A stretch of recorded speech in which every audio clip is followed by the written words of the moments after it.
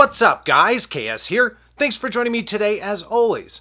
Around late 2016, Slovenian manufacturer Arex began importing firearms through the Fime Group.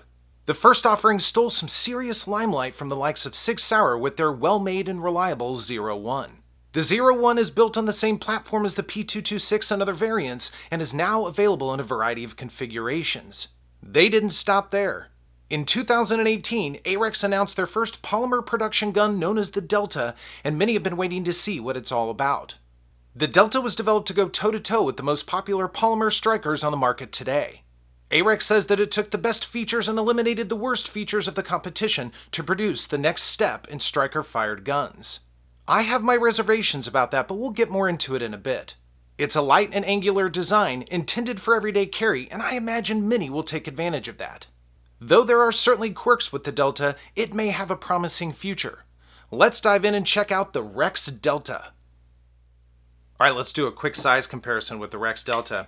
Now I have to say, I've been very excited to get my hands on this. I have not tested the 01 or the Alpha, and I'd like to do that at some point in time, but I thought, you know, what the heck?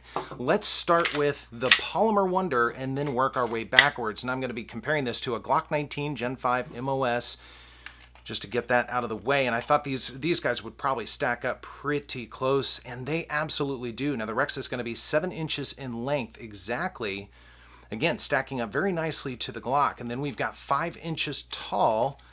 Once again, sorry, trying to line these dudes up as best I can. That's always a challenge with these, with those slide stops.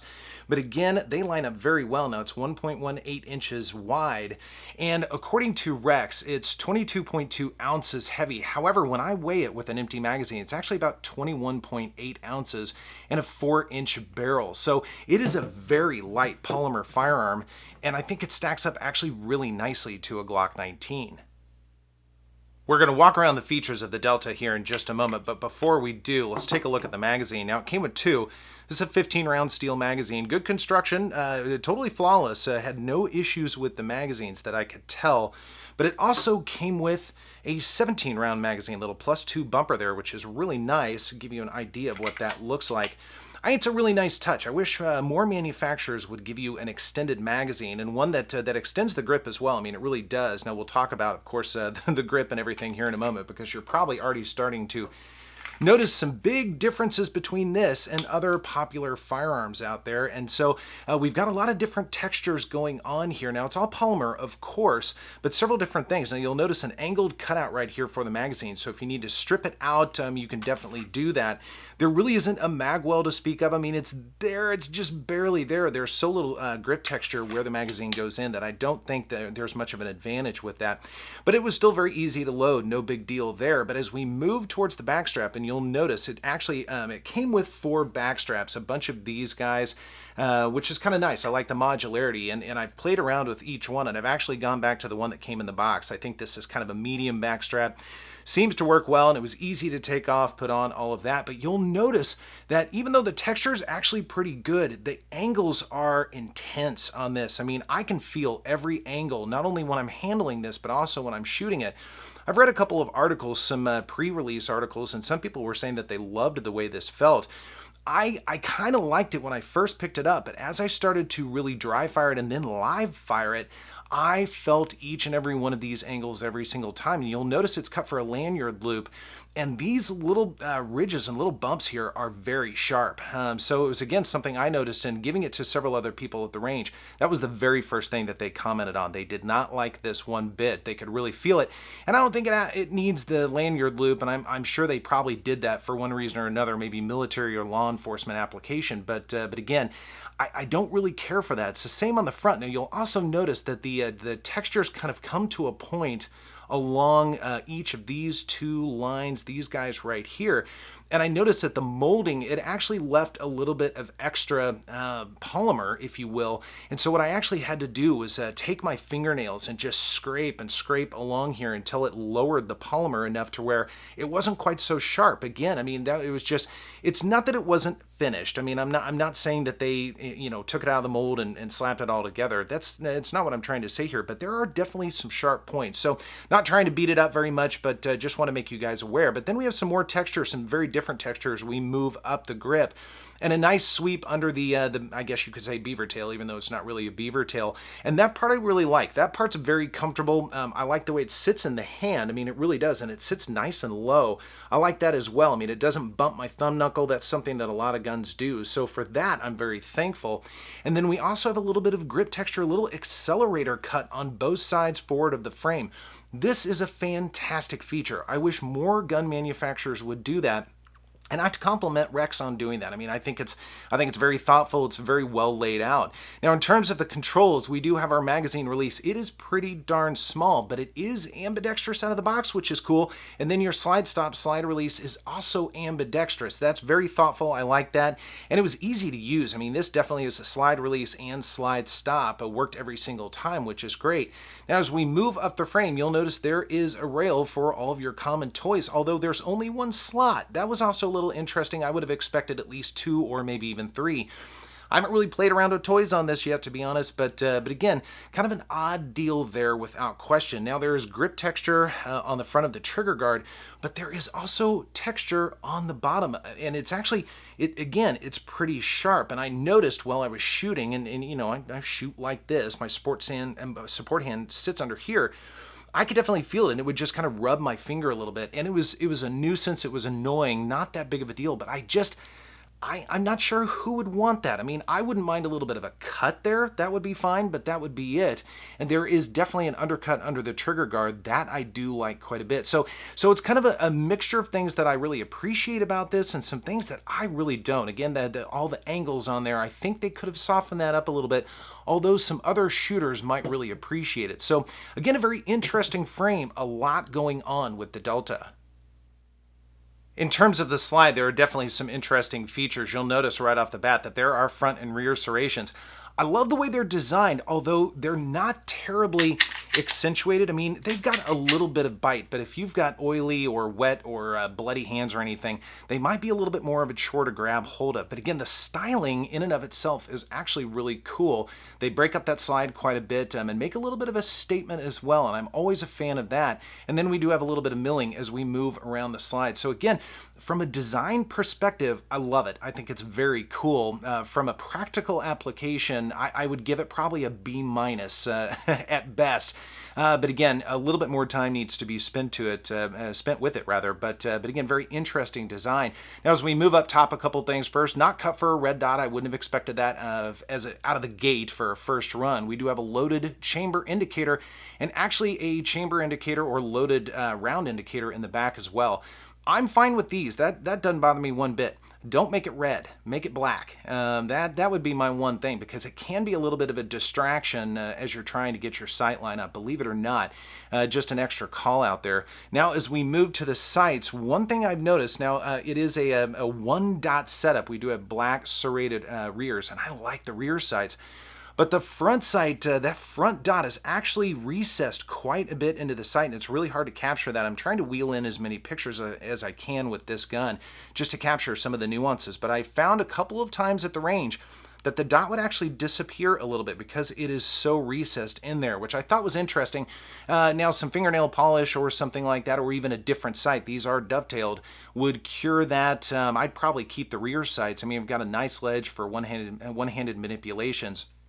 But the front sight, again, I would have liked to have seen that dot come back out just a little bit, make it easier to pick up if nothing else. So again, very interesting design, some really cool things from a design perspective, and a couple of things I probably would have done a little bit differently. Let's take this thing apart and see what's going on the inside. It's an interesting disassembly here. You'll notice that there are a couple of disassembly tabs or takedown tabs, one on each side, very similar to something like a Glock. You do pull the trigger, and then I actually do pull it back just a tiny bit to relieve a little bit of pressure, pull down on both tabs simultaneously, and you'll notice that the slide actually just pops right off. Again, very interesting, but I didn't find any issues with that whatsoever. And we're going to take a look at all of our parts. I'm going to give you an idea of what this slide looks like, the internals of it. It was relatively easy to clean. There are a couple of more ridges, a couple more little places I needed to get into, but with some polymer picks and patches, that sort of thing, it works out just fine. Again, cleans up reasonably well. You'll notice that the back actually, it all stops here. Again, it does not slide all the way through. Again, very interesting design, no doubt about that. And then the frame, there's your trigger assembly and all of that good stuff. Your rails, the rails are relatively short, but again, that's the same with most guns. I've never found that to be an issue. Some people take issue with that. I really don't, but otherwise pretty clean. Again, pretty easy to get in and out of that. Then we've got our barrel. One thing I did notice, you'll notice the hood of this. This had some wear just in dry firing, and it's a little absent of oil right now, and that's just for the review. Otherwise, I definitely oil my barrels and all that, especially in the very beginning. So some interesting wear patterns. It's not a big deal. I don't really care about that because that's going to wear on every gun, but pretty quick wear, a little bit of wear there as well. But otherwise, that's your barrel. Nothing terrifically special about that. They do have a nice polished feed ramp, although it looks like I need to clean it a little bit more. Still very polished out of the box. And then our recoil spring and guide rod, it is steel and it's captive. It does add a little bit of weight in front, which it definitely needs. I mean, this is a light gun and there isn't a lot of material up front otherwise, so you want to make sure that you've got at least something to keep that gun down.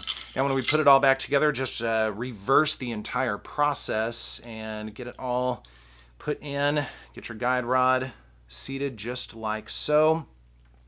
And then again with the slide, you basically just set it on and press it down and then rack it, and it's basically good to go. We can test our functionality and we are otherwise ready to go. So there's your disassembly of the, you'll notice the magazine's actually a little stiff to get in there, the disassembly of the Rex Delta.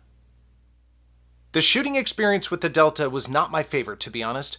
Since I'm relegated to the slow lane for the foreseeable future, there's an opportunity to focus on the nuances of the trigger, sights, and overall feel. Although I can't wait to bring back the speed, this has actually been kind of fun. The ergonomics of the Delta are a bit odd. It's a highly angular design, which means during shooting, you can feel every ridge and corner. I have to say it gets rather uncomfortable over the course of 300 rounds. Since the gun is very much on the light side, the recoil impulse is more noticeable than the compact competition, though it's still very manageable. There's very little weight in front, which means you may experience more muzzle flip as well. Although I like the rear serrated blacked out sights, the bead in the front sight is so recessed that it tends to disappear in its shroud. There's grip texture under the trigger guard, which means after a while it starts to rub your support hand's index finger a bit. To be honest, I'm not sure who would benefit from it being there. That said, I love the accelerator cuts on the side of the frame and think all polymer guns should have this feature. It's also quite accurate, which made up for some of the downsides I've noted. Though we'll focus on the trigger in a moment, I both love and hate it. Sounds odd? Stay tuned. Alright, let's take a look at the trigger for a moment or two. It's a very interesting trigger, I have to say. You'll notice right off the bat, it's polymer and it does have the safety lever in the middle like many common firearms out there. And even though there are a couple of angles and there's a sweep there, the trigger itself is actually pretty comfortable. I like the face of the trigger and it made it a little bit more pleasurable to shoot. But one thing I noticed as we start taking up the trigger, there is a fair amount of resistance right away. I can really feel that spring. Not a big deal, but it almost reminds me of a light double action trigger. And then we get to our wall, and there's your break, and it is a crisp break, no doubt about it, and it's coming in just under 6 pounds, so definitely a heavier trigger, but crisp, no doubt about it. And then our reset, there's your reset. Now that reset is short, and I love it. It's crisp, it's audible, it's tactile. I mean, it's a very, very nice reset, and we'll do all that a couple more times again. So we've got our take up, a lot of resistance there to the wall, and there's your break. It's crisp, no doubt about that. And then our reset, right there, and a follow-up shot. The follow-up shots are really pleasurable. I mean, it's a very interesting trigger. I don't like that much resistance coming up to the wall. I don't really care for that very much. And the break's a little heavier than I would prefer. I really prefer 4.5 to 5 pounds for a gun like this. But it is definitely servable, no doubt about that. And very interesting indeed. So guys, what do I think of the Rex Delta overall? Well, there are some things that I like and definitely some things I don't like about it. It's light. You can comfortably carry this thing all day long, and it is definitely accurate. There's no doubt in my mind about that. The accelerator cuts on the frame are ingenious. I wish more manufacturers would do that. It's got the modular backstrap system, which is fantastic. That means more people can enjoy this. And the price, we haven't talked about the price yet. It's coming in MSRP under $480, so your street price will be even lower than that. That said, I think there were some misses with this gun, mainly the ergonomics. I'm not a fan of these angular ergonomics. I wish everything was a little bit more softened up. I think it makes it more pleasurable, and I've spent now a fair amount of time. I'm actually re-recording the end of this video just to try and give this more of a chance and really get into it a little bit more, and I still can't, and it all comes down to the ergonomics. It just, after a while, is not very comfortable to shoot. The trigger is okay. The reset is phenomenal. However, the trigger pull itself and the fact that it's coming in around 6 pounds, that's a little heavier than I would like, and that's personal taste, of course. And then, although I like the styling of the slide, I think the serrations could be a little bit deeper, and the front sight, I think they probably could have retooled that a little bit as well. All of that being said, it'll be very interesting to see how the Rex Delta stacks up with other firearms in the market. We all know there are a lot of choices out there for sure, so it'll be fun to see what others have to say about that. And speaking of, be sure to sound off down below. Let me know your experiences with the Rex Delta and if you guys agree or disagree with me on this. I love talking with you guys and sharing different ideas and thoughts, so be sure to sound off. Otherwise, thanks so much for joining me, and I will see you next time.